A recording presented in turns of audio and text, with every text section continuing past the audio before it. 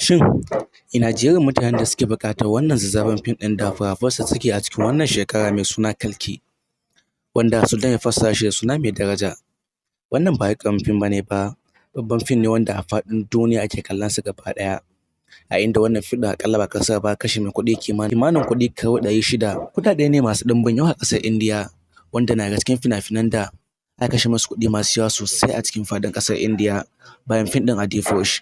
Wannan fim ɗin mai suna mai daraja fim ne wanda na san dukkaninku kuna buƙatar ku ce kun kalli wannan fim ɗin.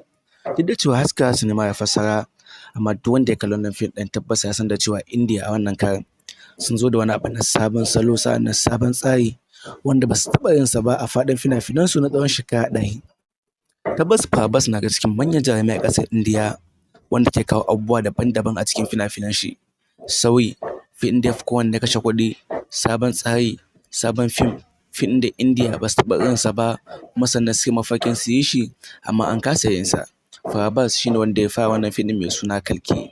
Tabbas Kalki ba ƙaramin fim bane ba, fim ne babba.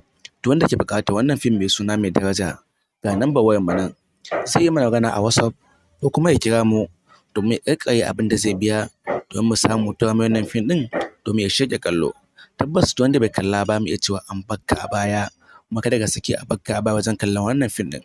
Kuma duk wani fim da kake buƙata za mu iya gaya ma farashin da za ka iya biya domin ka ciro kuɗi mu kuma mu tura wannan fim ɗin a kowace ƙasa kake a faɗin duniya domin shirya kallon fassarar Sultan ko kuma Algaita a kan lokacin da suka fito. To wannan fim mai suna Kalki kar ku bari a baku labari mai daraja.